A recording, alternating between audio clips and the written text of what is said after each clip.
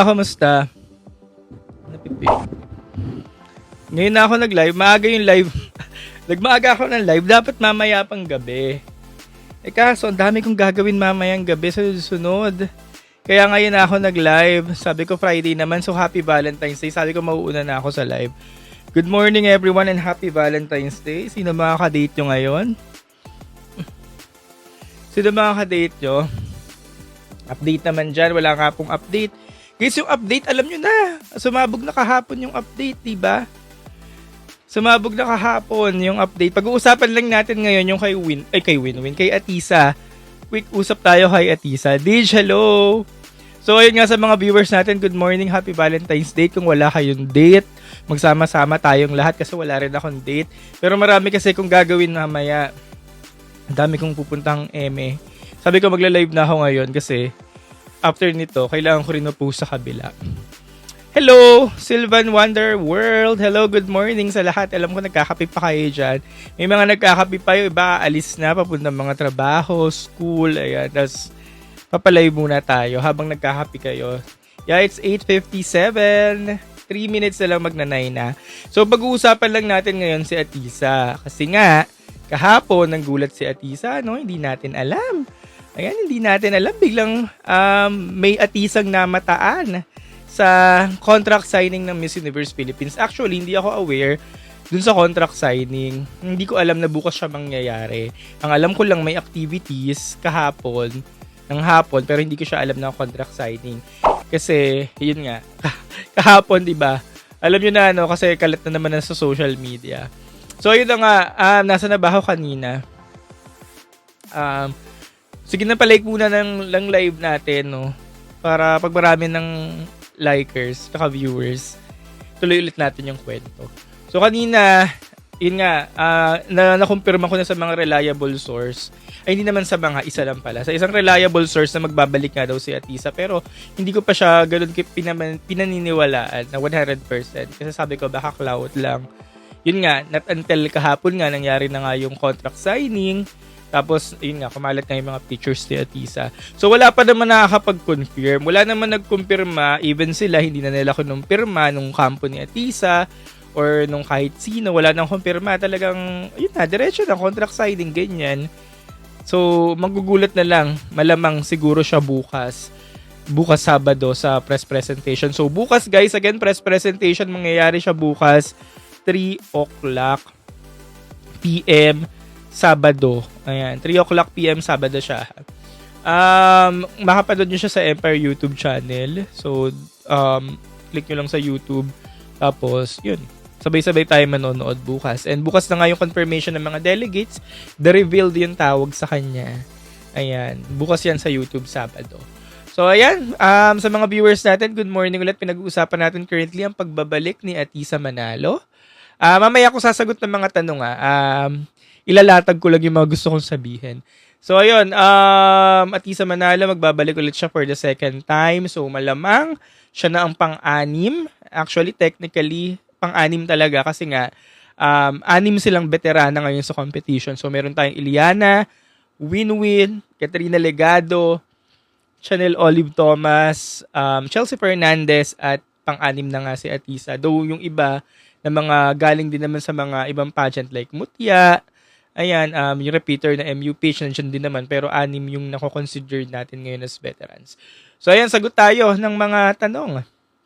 About Atisa muna yung sasagutin natin, ha. Sa mga Atisa muna, guys, yung mga Atisa question muna. Ito sabi ni Zachary, ask ko lang po, if sakaling makuha ulit ni Atisa ang Cosmo, pwede pa rin po ba siya lumaban sa Cosmo? Actually, hindi na, kasi rule of thumb yun. Golden rule. Alam ko naman sa lahat ng mga international pageant, kapag nakapag-representa na ang isang babae, isang delegate, hindi na siya nag-representa ulit. Pero minsan, nangyayari na pinapayagan ulit ng organization basta yung babae, nanalo siya or nakuha niya yung representation sa magkaibang organization dito sa Pilipinas. Kagaya nangyari kay Christy McGarry, na nakuha niya yung organization Mutya at Binibini, kaya nakapag-compete siya intercontinental. So, yung tanong na baka ibigay ulit sa kanya yung Cosmo, kung pwede ba siya mag-represent, malamang hindi na kasi same organization yung may hawak ng license ng Cosmo. And sa tingin nyo ba, ibibigay ba sa kanya yon if ever? Sana naman hindi na, no? Tsaka ang tanong dyan, kung ang cash mo ba ay nasa MUPH pa. So, abangan natin yan pag nag-reveal na sila ng mga crown. Sige, next question tayo. Guys, mga Atisa muna yung sagutin natin, ha. Confirm na talaga si Atisa, walang nagkumpirmang organization, walang nagkumpirma sa kampo nila, pero based sa mga nagsisirculate sa social media, mukhang kasado na yung candidacy. Kasi alam niyo ba yung mga sashing na ganyan, yung mga crowning, hindi naman siya mandated, di ba? Ang nagpauso lang na yung mga camp, ganyan yung mga camp ng mga girls para umingay nga yung candidacy ng isang babae. Pero alam niyo yon, normally dapat ganoon naman talaga yung nangyayari, yung pupunta ka lang sa venue, magpapalista ka, ganyan.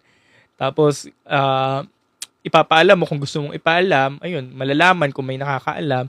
Pero usually, ganoon naman talaga dapat yung nangyayari. Parang naging routinary na rin kasi ngayon na pinaalam sa mga media, ganyan, nagkakaroon ng proper sashing ceremony. Pero, yun nga, okay lang din naman yung ganun, na low-key lang. At dapat low-key nga lang talaga.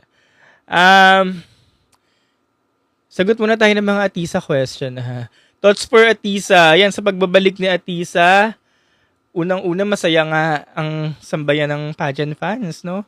Masaya ang sambayan ng pageant fans kasi nga baka sa pangalawang pagkakataon, mag-alay na nga mga stars kay Atisa. Kasi nga, di ba, noong 2018, napakalapit na ni Atisa sa Miss Universe crown. Ayan, halos nandun na siya sa ticket papuntang Thailand. And then now, 2025, baka naman makuha niya ulit or baka sa kanya na pala talaga ang ticket papuntang Thailand, given na sa Thailand din naman ang international pageant, which is yung MU nga. Given sa Thailand din naman at bagay na bagay nga yung ganung mukha, pagkakaguluhan ng mga Thai. So, baka nga mag-alay na yung mga stars sa kanya. So, yun siguro yung natunugan nila na sa Thailand yung pageant, di ayun, nag-switch ng decision. Kaya, bilang sumali si Atisa. Guys, sagot muna ako ng mga Atisa question, ha. Sa ating 200,000 viewers, good morning, happy Valentine's. Ayan. Kung wala kayong kadate, sama-sama tayo. Wala rin akong kadate. Pero maaga ako nag-live kasi nga mamaya busy na tayo. So, para lang may engagement sa pagbabalik ni Atisa Manalo. So, ayan, sagot lang ako ng mga Atisa question. Mas mamaya, i-reveal pala natin yung early favorite natin for the press presentation para bukas. Ayan. Ito. Do you think makukuha na daw niya yung corona? Actually, lahat tayo mga pageant fans, blind tayo ngayon sa pwedeng mangyari kasi alam nyo naman, lahat pwedeng mangyari. So, lahat tayo bulag, kahit ako bulag din. Hindi natin alam kung sino yung pwedeng manalo or kung sino yung pwedeng makakuha ng corona. Ngayon, basta yung girl may winning glow, alam nyo yun, may winning glow sa finals, malamang makukuha niya yung corona. Mahirap magsabi ngayon, hindi na tayo katulad nung last year, guys, na alam nyo yun, ito sure win. Ito na yung panalo. Hindi na tayo ganon. Oo, lalo na ngayon maraming mga baguhang veterans. Baguhan, tapos yung iba veterans na pero ang tingin natin baguhan, nandyan silang lahat. So bukod dun sa 6, mamaya pag-uusapan natin ng iba pang mga newbies natin or new faces, fresh faces natin sa competition. At i-reveal nga natin yung ilan sa mga top favorites ko or early favorites, arrival picks para bukas nga sa press presentation. Sagot lang muna ako ng mga Atisa question, ha. Mamaya ako sagutin yung iba pag ni-reveal na natin yung mga topics natin. Kasi 30 minutes lang itong live natin.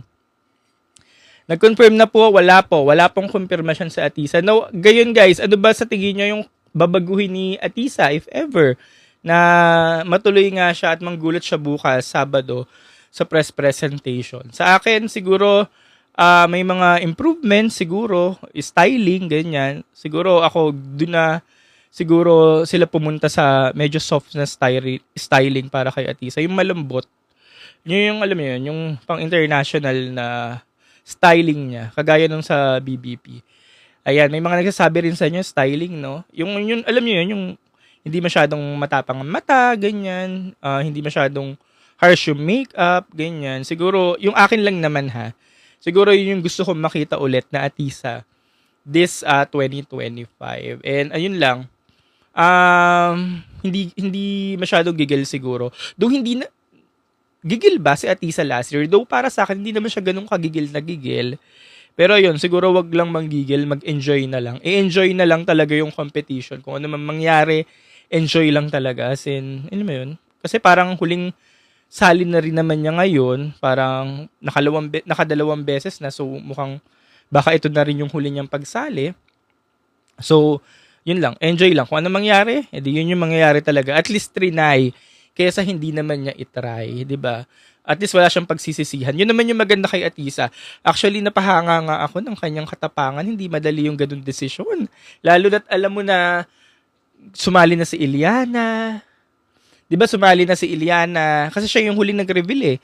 Sumali na si Iliana, sumali na si Winwin, sumali na si Katrina, tapos sumali pa si Chelsea. So alam mo na yung mga kakalabanin mo, malalakas din tong apat na to. Plus yung mga newbies ngayon, na sina Eloisa, ayan, mukhang malalakas yung mga yan. Tapos talagang tinuloy niya pa rin yung candidacy niya. Pwede naman next year, di ba? Abangan niya ulit kung sino yung mga kalaban niya, pero tinuloy niya pa rin. Kaya sobrang nakaka-amaze yung katapangan at yung dedication ni Atisa para makuha yung corona na Miss Universe Philippines. Technically, sa pangatlong pagkakataon na. Hindi na sa pangalawang pagkakataon kasi pangatlong pagkakataon na kasi nga ng 2018, di ba? Lumaban na siya sa Binibining Pilipinas. Tapos kahapon. Last year, MUPH. Tapos ngayon, MUPH. So, pangatlong pagkakataon na talaga. May nagtanong dito kung conflict ba daw sa candidacy niya sa Quezon Province. I'm not sure kung confirm ba yung paglaban niya sa Quezon Province. Parang hindi naman ata confirmed yung paglaban niya sa Quezon Province. Kasi kung lalaban ka ng konsehal or papasok ka sa politika, syempre, magko-conflict talaga yon gawa ng schedule. Di ba, ang sinasabi May nga ang final, sa May din ng election. So, malamang magko-conflict siya. Ngayon, kung may plano pala si Atisa na tumakbo this year, so malamang baka ayun yung planong na-cancel. Na-cancel yung pagtakbo, tinuloy itong MUPH. Baka. Not sure. Yun, nasagot na natin yung about sa politics. Royal Rumble daw, sabi ni Rika. Oo nga, ang hirap kasi nga, kunyari, ikaw yung pageant fan na yung decision mo parang susuportahan mo na si gantong candidate. For example, Liana, solid Liana ka na. Tapos biglang sumali si Atisa, no? So naggulo na naman yung puso mo, yung isip mo, kung kanino, kung sino ba yung pipiliin mo. So baka nag-switch ka na naman ulit kay Atisa sa mga gantong pagkakataon, ano? Sagot lang ako ng mga Atisa question. Pinapapili nyo ako, hindi tayo pwedeng mamili.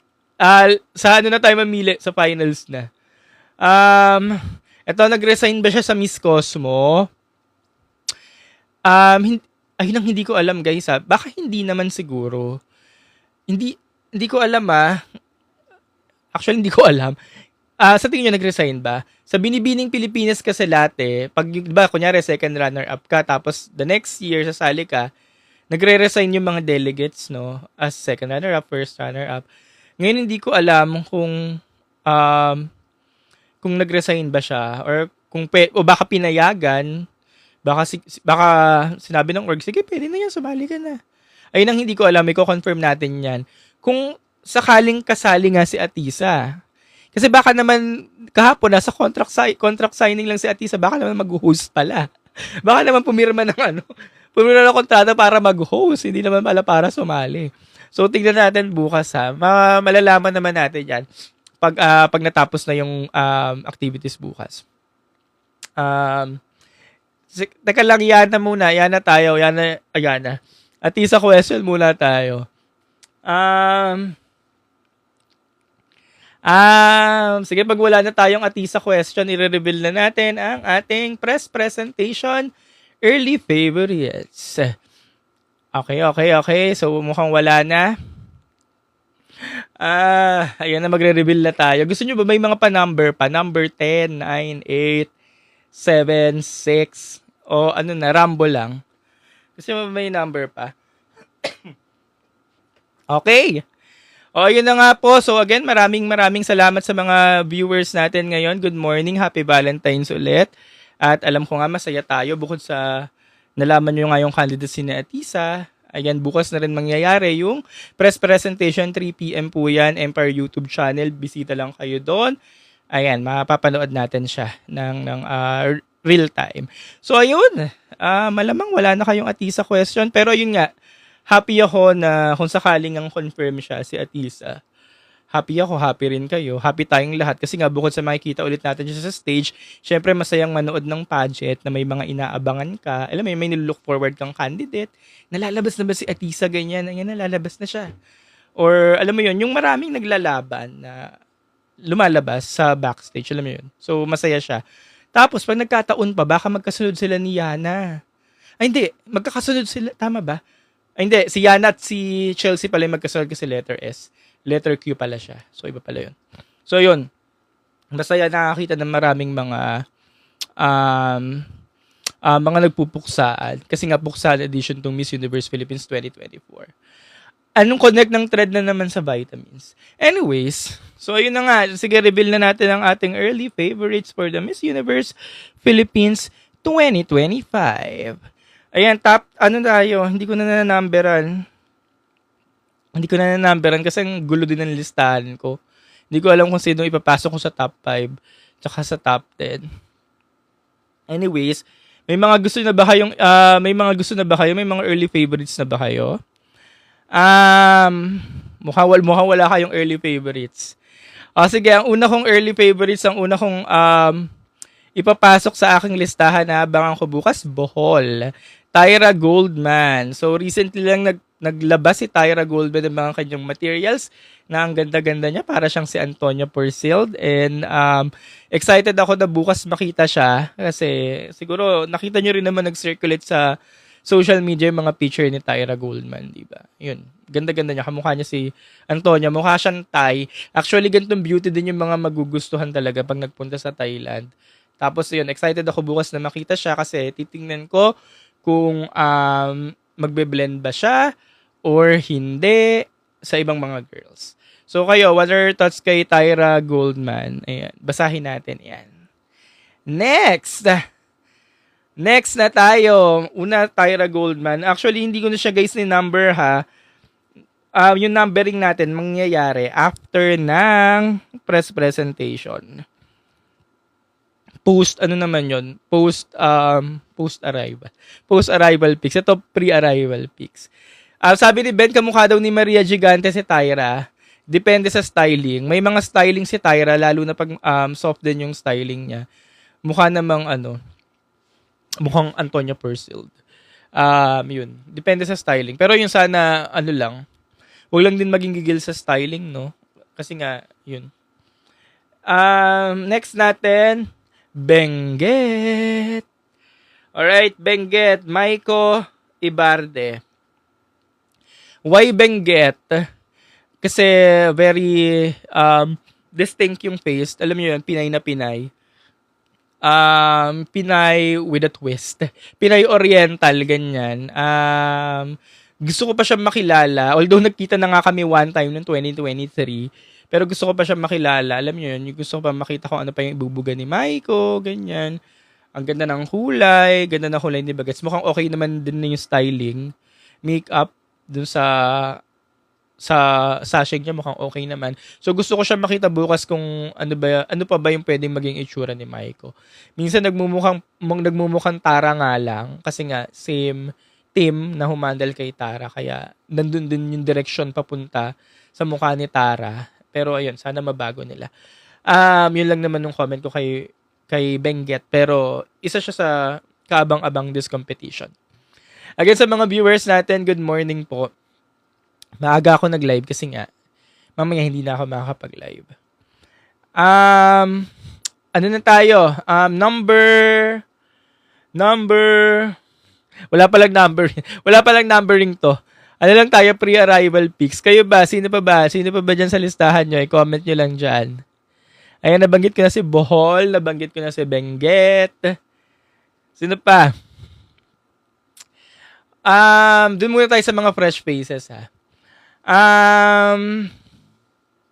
Isip lang ako sa mga binabanggit nyo. Cebu. Ayan. Sige, punta na tayo kay Cebu City. Cebu City, isa sa mga pre-arrival picks, pre-arrival favorites. Kasi nga, Cebu is Cebu. Cebu City, si Gab Carvalho yung sinasabi ko. So ayan, Cebu is Cebu and medyo tahimik si Cebu. I mean tahimik in sense of hindi nagsisirculate sa social media yung mga materials na nilalabas niya. Pero based nga rin sa alam natin, sa knowledge natin, so bukas mukhang gusto natin makita to kung talagang hindi ba siya magbe-blend sa mga kasama niya during the reveal of the candidate. Yun. Next. Ito may nag-comment, sabi ni J.R. Alcantara. Pasig half-tie. Kumpirmado ba na half-tie si Pasig? Actually, hindi ko rin siya nakumpirmado. Lagi ko sinasabi na early favorite ko si Pasig pero parang hindi ko naman nakumpirma na half-tie siya. Sino nagsabi sa inyo na half-tie siya? Pero yun nga, Pasig, aabangan din natin yan bukas kasi nga maganda yung naging laban niya during ay talaga? May nag-confirm, maganda yung naging laban niya during the finals of the Miss Universe Philippines Pasig. Maganda yung pinakita niya, maganda yung kabuuan niya, as in, yan. At talagang na-pick up ng mga pageant fans yung mga pictures niya, ganyan. Yung mga lumalabas sa social media. So, kaabang-abang siya bukas kung makikita natin kung wala bang budol. Kasi hindi ko pa nakikita to sa personal. Pero yun nga, isa yan sa mga early favorites natin, si Lexi ng Pasig. Ayan, nakaapat na ako sa aking early favorite. Next up, Iligan City. Iligan City si Juliana kasi tingnan natin kung face card talaga ang bagets. Kasi nga, di ba, nag-circulate din sa social media na, ayun nga, daming nagandahan. Yung mga post ko nga about Juliana, umani talaga na napakaraming views at comments. So, titingnan natin bukas kung fresh faces talaga. Kung fresh face talaga si Juliana. And ano pa bang inaabangan ko kay Juliana? Gusto ko lang makita talaga yung PES. Yun, yung PES talaga, kung talagang walang budol. Ayan, nakalima na ako sa aking mga early favorites. Pre-arrival. Bohol, Benguet, Cebu, Pasig, Iligan City. Yan. Sunod ko na, syempre, si Eloisa Hawud. Hindi ko pa rin ito nakikita sa personal. Nakita ko siya, matagal na, bata pa. Binibining Laguna pa ata. Binibining Laguna ko pa ata siya nakita. So, hindi ko alam ngayon kung ano talagang itsura ni Eloisa. So, dahil nga si Eloisa pa rin until now, ang pinakamalakas na newbie, for me si Eloisa pa rin ang pinakamalakas na newbie. And tingnan natin kung mukha talaga siyang malakas. Kung queenly talaga yung presensya niya. Kasi si Eloisa parang ang peg niya yung mga beauty queen na tumatayo lang. Yung tumayo lang na ganun, beauty queen. Yung Diyosa na agad. Reyna. Ganun lang siya, nakatayo lang na ganun, pero Reyna. So, hanggang ngayon siya pa rin talaga yung pinakamalakas na newbie for me. Pangalawang pinakamalakas na newbie for me, na hindi lang siguro napipick up ng pageant fans, siguro si Bohol. So, dalawa sila. Bohol and Eloisa. At maganda naman kay Bohol, tahimik siya. Dahil nga tahimik si Bohol, wala tayong alam sa kanya. So, dahil wala tayong alam sa kanya, kay Bohol, edi parang nahihiwagahan tayo. Parang naku-curious tayo. Alam niyo, napapaisip tayo, ano meron sa kanya ganyan? Kaya natin siya lalo nalalike or nalalove. Kasi nga, wala tayong alam kay Bohol. Ganyan. So, parang para sa akin silang dalawa yung as of now, pinakamalakas na newbie. Pero titignan nga natin yung bukas kung malakas talaga yung presensya nila. Kasi ang pinakamahalaga dyan, yung presensya. Alam nyo yun, yung presensya. So, ayun, Laguna. Next natin, Isabela. Jarina Sandu. So, kahapon, kumalat ang mga larawan ni Jarina kasama si Atisa. Ano ba yung mga nakita ko? May nakita akong mga picture ni Chela, Iliana, tsaka si Atisa, tatlo sila. Tapos merong picture si Rachel Hoco, tsaka si Atisa. Tapos si Atisa, tsaka si Jarina Sandu. And for me, personally for me lang naman, litaw na litaw si Atisa. may sariling glow. For me lang naman yun. May sariling glow siya dun sa mga pictures. Kaya para nakakahiya magpa-picture kay Atisa kasi mukhang ano ka, mukhang mag-iiba. Mag-iiba, parang ganyan. So, ayan. Anyways, so, ayun. Jarina Sandy yung susunod nating early favorite. Ang ganda pala niya. Ang, hindi, I mean, ang ganda niya. Nag-resonate siya lalo sa akin nung tumabi siya kay Atisa. Tapos parang mas matangkad pa ba? Or tama? Mas matangkad pa ba? Or baka gawa lang ng list. Pero lalo ko na-appreciate si Jarina nung nag-circulate yung mga raw photo with beauty queens. Parang ganyan. Kasi dun sa mga videos lang, especially dun sa mga videos niya ng pageant, parang sabi ko, baka hype lang, ganyan. Na kamukha lang kasi ni ganyan, ni ganun. Sabi ko, parang bata, parang bibi pa masyado. Pero yung nag-circulate yung mga photos kahapon, ang ganda niya, parang ang queenly din, may ibang arrive. Yung alam mo yun. Pag nakita mo, queenly, may ibang dating. So, yun yung isa sa mga kaabang-abang kay Jarina. Tingnan natin kung paano siya mag-grow sa competition. Oo, yun. Basta, may queenling dating siya sa mga photos eh. Tapos, nagtabi naman sila ni Atisa sa picture. Hindi naman siya nalamon. Parang nakipagsabayan lang. Parang gano'n. Nakipagsabayan. Yun, nakipagsabayan sa picture. Pero ang ganda niya. Yun, next natin. Sino pa? Sige, comment nyo na dyan. Abangan pa natin bukas for our early favorites. Baguio. Ayan, may nag-comment ng Baguio. Gwen Soriano. Abangan natin si Baguio bukas kasi matagal na nating naririnig si Gwen, si Baguio na ano ba to, sino ba to, ganyan. Though sa mga nakakakilala kay Baguio, di malamang kilala nyo na, pero sa mga hindi pa, naririnig lang yung pangalan. So, abangan natin kung ano ba yung ipapakita niya bukas sa competition at kung malalamon ba or magbe-blend or kaya makipagsabayan ni Gwen bukas. So, ayan, isa yan sa mga abangan natin bukas. Next up, isa sa mga abangan pa natin bukas, ayan, may nag-comment na, Oriental Mindoro, Rachel Hoco. Bakit? Kasi tingnan natin kung clout lang din kasi sobrang ingay talaga ni Rachel sa social media eh. Though mukha naman siyang beauty queen, yan, tangkad, ganda ng hulma. Pero tingnan natin kung talagang may ibubuga ba, hindi lang ba pang clout, parang ganyan. So ayan, kaya kaabang-abang si Rachel Hoco bukas. And ayun, may picture din sila ni Atisa. Actually, nag-circulate din yun sa social media. And mukha namang nakipagsabayan din si Rachel. So, exciting. At excited tayong ma-meet si Rachel bukas, no? Rachel in Dubai. Ayan, sunulat ko na siya sa listahan ko. Next natin. Ayan, syempre, hindi ka pa binabanggit yung mga veterans natin dyan. Mamaya na. May naiwan pa ba ako sa mga newbies? Sino pang inaabangan nyo? Bukod dun sa anim. Ito na yung mga nabanggit ko Benguet, Cebu, Pasig, Iligan City, Laguna, Isabela, Baguio, Oriental Mindoro. Guys, pag hindi ko nabanggit yung comment nyo, hindi lang siya pumasok sa early favorites ko nabanggit ko na yung Bohol. Pag hindi ko nabanggit hindi lang siya pumasok sa early favorites ko. Pero lahat naman yung naabangan natin bukas, syempre. Oo, ang dami. Marami nga lang sila. Pero abangan natin sila. Hindi, bago ko ipasok tong sila mga veterana, sino pa? Wala na ako naiwan.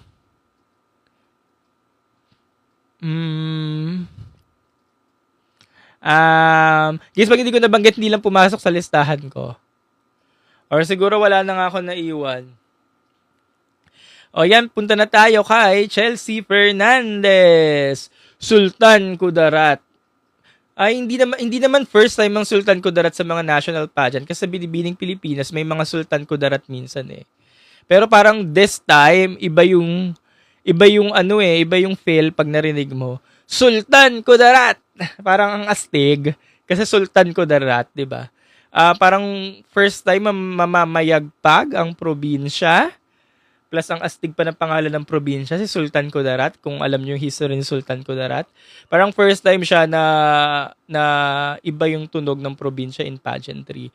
And this time nga, pinili nila si Chelsea Fernandez para irepresenta ang probinsya kung saan doon naman kasi pinanganak nga si Chelsea. Kaya may laban kung bakit Sultan Kudarat ang dadalhin. And yeah. And guys, alam nyo kung paano lumaban si Chelsea Fernandez, hindi siya hype lang. Kasi noong 2022, nung binibining Pilipinas, 'di ba? Noong 2022 may ingay yung pangalan niya yon kasi Chelsea Fernandez siya, galing Miss Earth ganyan. Pero hindi ganoon kakilala. Pero yun nga, may ingay kahit papano. Same sila ng level ng pangalan ni Yana nung 2022 binibining Pilipinas. Mas mababa pa nga yung level ng pangalan ni Yana kasi kunyari Chelsea, si Yana, si Chelsea nandito yung hype ng candidacy. Pero si Chelsea talagang lamunera, press presentation ng lamon talaga yun. Oo, press presentation, tapos finals nga, swimsuit evening gown. Yun. Nung swimsuit, tinapos niya agad ng laban, talagang halata mo makakakorona si Chelsea Fernandez. So ngayon, malamang kung nagawa na niya yun sa Binibini, malamang kaya niya pa rin magpasiklab ngayon sa MUPH. So tingnan natin kung ano pa ba yung kayang ibigay ni Chelsea. Dahil na rin sa mga kalaban niya ngayon, hindi rin natin masabi na pang top crown siya kasi lalakas din kasi ng kalaban. Pero may ibubuga naman. May nag-comment na pinataob daw ni Nicole. Ni Borromeo.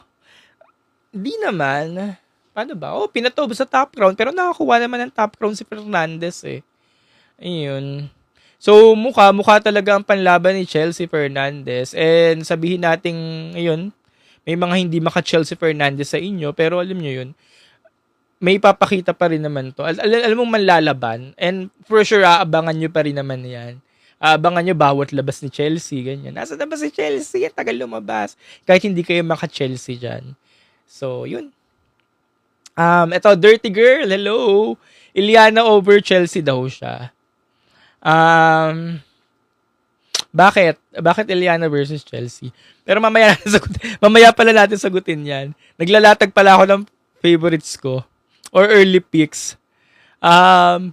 Ayan, tapos na tayo kay Sultan Kudarat. Next, syempre, Muntinlupa City, win-win. Ayan, marami magsasabi, overhype naman si win-win. Wala ganun talaga eh. May clout yung pangalan may clamor Kaya, overhype talaga. Pero guys, kasi kahit sabihin yung hate nyo si win-win or hindi kayo fan ni win-win or hindi nyo siya bet for this edition, naabangan nyo pa rin naman yan. Abangan nyo, lalabas na ba? Ayan na ba si win-win? Lalabas na ba? Ganyan. So, bukas, abangan natin kung paano ang eksena ni win-win. Lalo na kasi, nung nangyari yung sashing niya, sobrang ang galing niya kasi. Ang galing niya dun sa sashing niya. Talagang pagbukas pa lang ng pinto, panalo na Yun yung aabangan natin bukas sa press presentation kung may ganung arrive ba, may atake ba si win-win. And ayun, kaya isa siya sa mga kaabang-abang talaga this edition. So bukas sa 3 PM Empire. Next natin, Iliana Aduana. Siyempre, hindi na natin pag-uusapan, pagtatalunan, isa talaga yan sa kaabang-abang. Actually, marami nga sa inyong mga pageant fans na maka-Iliana talaga. Pero nung binasag ni Atisa yung baso, naging Atisa na. Lumibat na kay Atisa. So, ayan, bukas si Iliana talagang isa sa mga kaabang-abang. Last time na nagkita kami ni Iliana, last year pa, Mr. International Philippines, nung nag-host siya. So, bukas, excited ulit ako makita si Iliana. Kasi nga, gusto ko makita kung ano pa talaga yung papakita niya at kung paano ba magbe-blend ba siya sa iba or kaya makipagsabayan or aangat. Ayan, kaya excited ako bukas kay Iliana. And kay Katrina Legado, hindi ko pa nabanggit. Tagig, isa rin niya sa mga early favorites natin. Ayan, alam ko natin kasi aabangan niyo yan bukas, panigurado. Pero wala na tayong pagtatalunan din kay Kat Legado kasi nga nakita niyo na yung charisma na ni Legado Nakita nyo na yan, lumaban noong 2022. So, malamang, hindi na tayo ipapahiyanan sa mga activities. Bukas, umpisa bukas, at sa mga darating na activities. Ayan, hindi yan magpapaiwan at pagpapalamon ng buhay. So, ayan. Actually, yung mga hindi pa nagre-reveal sina ganon, Katrina talaga. Ay, gusto ko si Katrina. Pero, ayan, nag-reveal si ganyan. So, ayun, basag ang listahan natin. So, wala pong nanalo ngayon. Bahala na po mag-alay ng mga stars nila. Ay, may nakalimutan pa ba ako? Kayo ba, sino pa ba mga aabangan nyo bukod sa mga nabanggit ko? Syempre, aabangan nyo din yung mga representative nyo kung mga tiga saan man kayo, kung mga tiga Bicol Region, ganyan, kung tiga Bulacan man kayo, Negros, ganyan, ano pa mga probinsya sa Mindanao, malamang aabangan nyo din yung mga kababayan nyo dyan. So, ayun, good luck. Magkita-kita tayo bukas. Actually, nasa event ako bukas sa mismong live event. So, para sa mga timbahay natin, again po, Empire YouTube channel, 3 p.m. po bukas. Ayan, sabay-sabay po nating abangan ang reveal ng mga official delegates for the Miss Universe Philippines 2025. Ang dami nila. Ayun lang, iniisip ko pa lang bukas, yung nakatayo ako, tapos nagkukuha ako ng mga video. Sabi ko baka antukin na ako sa sobrang dami, pero ang ano doon, ang masaya naman doon, masaya siya kasi marami kang makikita. So ayan, good luck bukas sa atin. Ang aga ng live ko bukas pa pala. Bukas pa pala, nakalimutan ko kasi yung February 14, guys. May February 14 pala. Akala ko February 15 na ngayon. Pero anyways, yan, bukas nga. Anong gagawin nila to? Magpapakilala po. Tsaka suot na nila yung official sash ng Miss Universe Philippines. May mga lugar, ganyan. And then, ipapakilala sila. Presentation ng official delegates. Mag-file ka din, sama ka sa puksaan. Tapos na po eh. Okay, Q&A na tayo. Q&A na mga bading. Wait lang. Inom lang ako.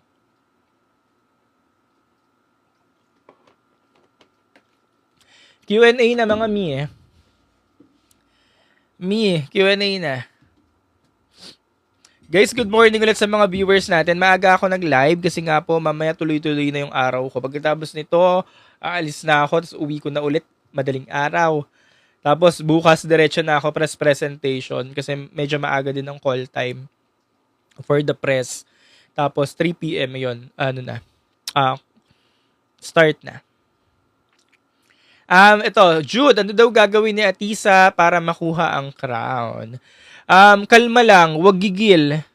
Yung kalma lang, yung parang wala lang. Ayun, unang-una kalma lang, parang wala lang. Pangalawa, syempre styling, sana matumbok nila yung perfect styling kay Atisa. Kasi pag natumbok naman talaga nila yun, okay na. And pangatlo, kung para kay Atisa, kahit anong mangyari, makukuha niya yun. Oo, basta kaloob ng langit, sabi nga, basta kaloob ng langit, kahit hindi ipilit, mangyayari. Sino kaya best swimsuit this edition? Ay guys, baka hindi na ulit sila magbigay. Kasi last time, hindi na rin nagbigay ng best in swimsuit and best in evening gown. Kasi nga, yung mga pageant fans tayo, yun na yung hint natin na kung sino yung makakakuha nito, makakuha ng 2 major special award, siya yung nanalo. So baka hindi na rin nila ibigay para gulatan na lang sa announcement. Thoughts kay Eloisa, sabi ni Star Moon. Guys, hanggang ngayon si Eloisa pa rin ha, yung for me, pinakamalakas na newbie. Pero bukas tingnan natin kasi magla-live naman din tayo. Tsaka syempre, yung mga favorite yung mga vloggers, ganyan, pages, magre-reveal naman yan ng mga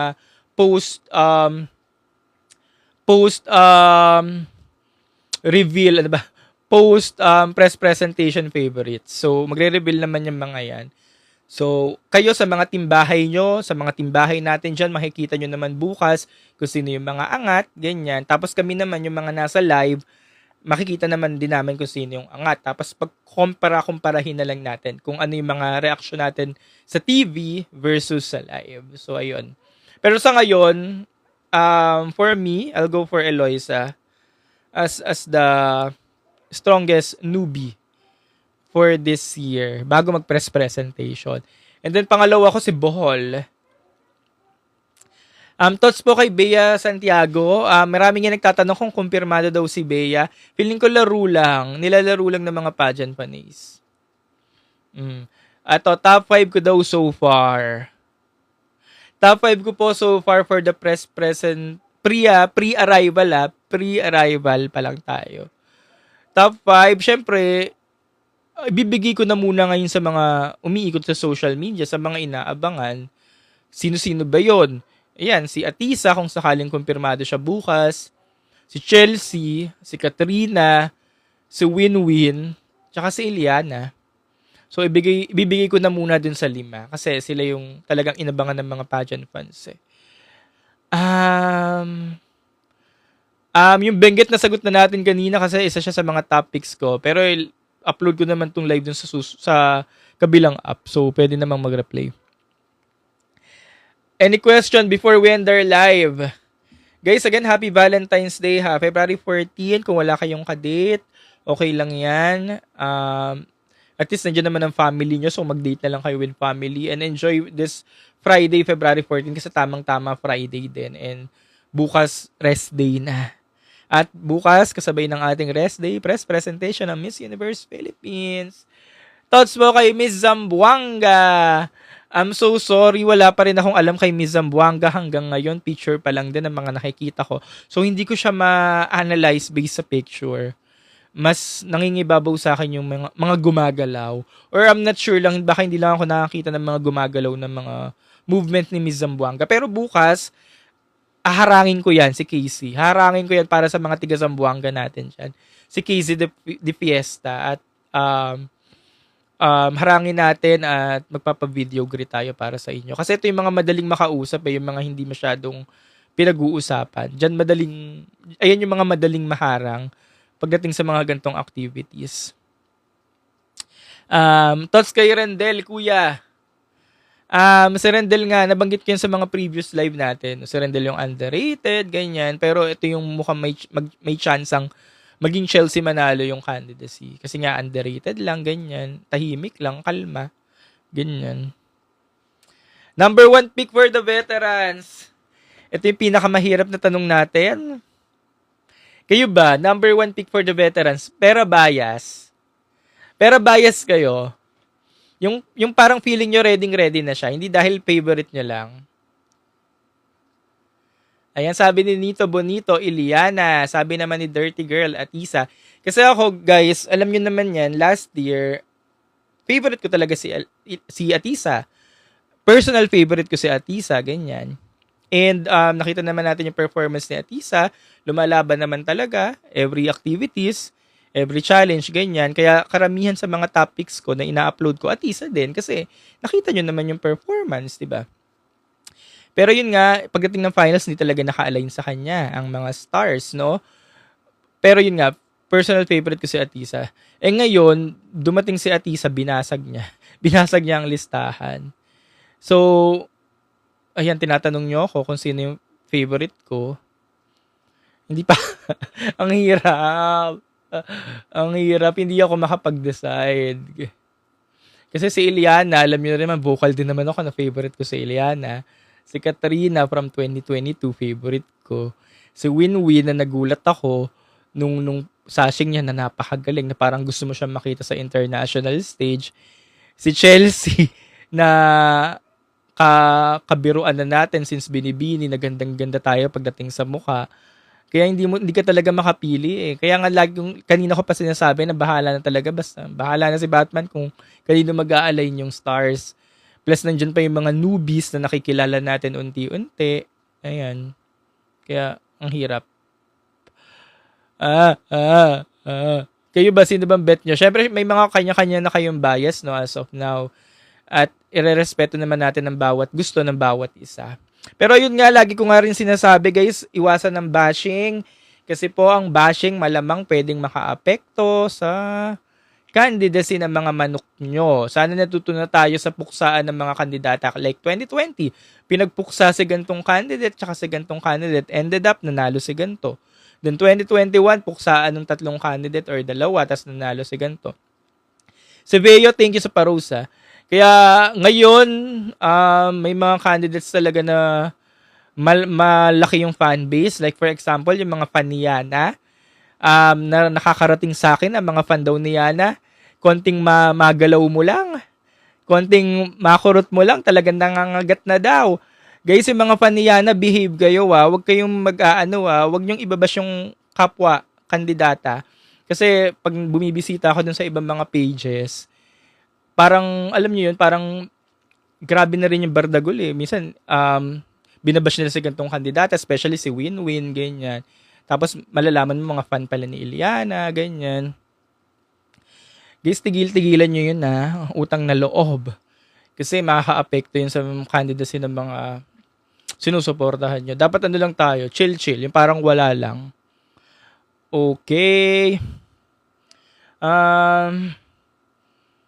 Mukhang wala ng mga tanong. Kuya, ano yun? Ano yun? Kuya, sino po ba sinatapan? Guys, ano pa pala, mukhang wala nang hahabol. Last na yung kay Atisa. Based sa Bluetooth natin. Based sa Bluetooth natin, mukhang last na yun, yung kay Atisa Manalo. So, mukhang kasado na bukas. Kung may manggugulat, magulat na lang tayo.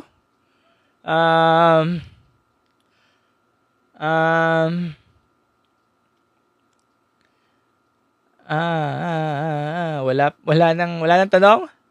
Ay, Ana Lacrini.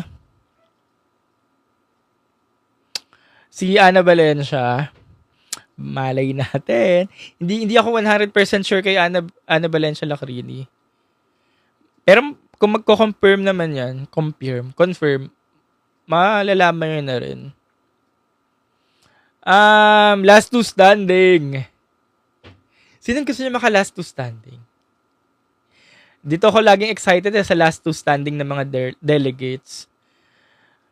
Maaga pa para magsabi ng last two standing, pero one thing for sure, masaya po ang MUPH 2025.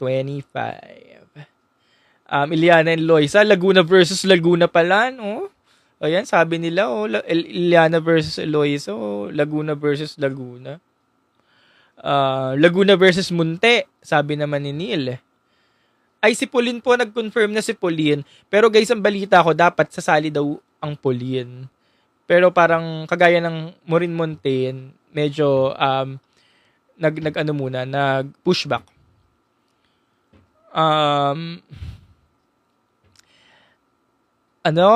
QP and SK, Quezon Province versus Sultan Kudarat. Ang astig talaga ng Sultan Kudarat.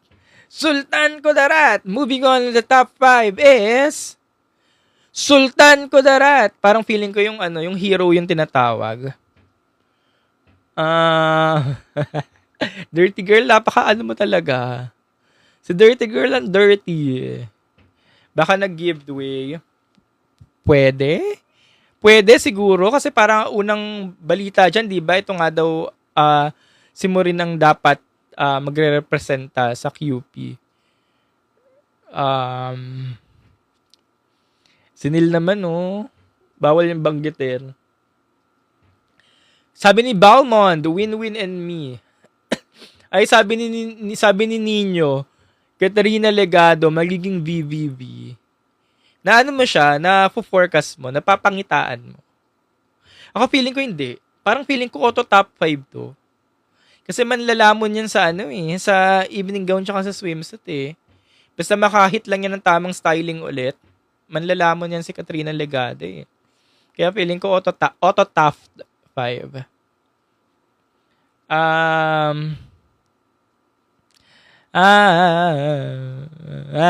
Nasa na?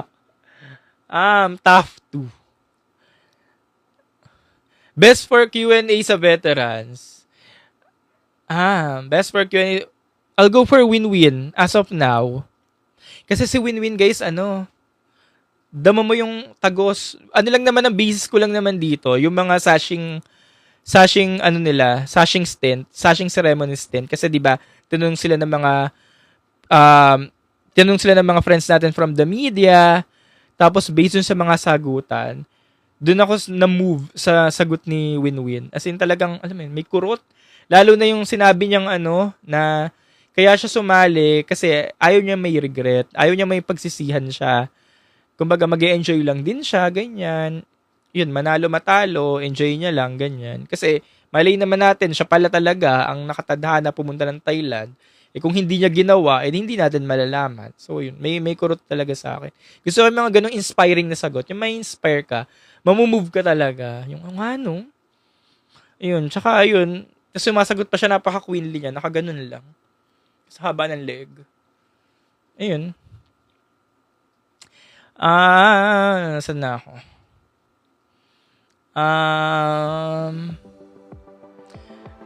Kumpirmado ba, Sebi, si Annabelle McDonough?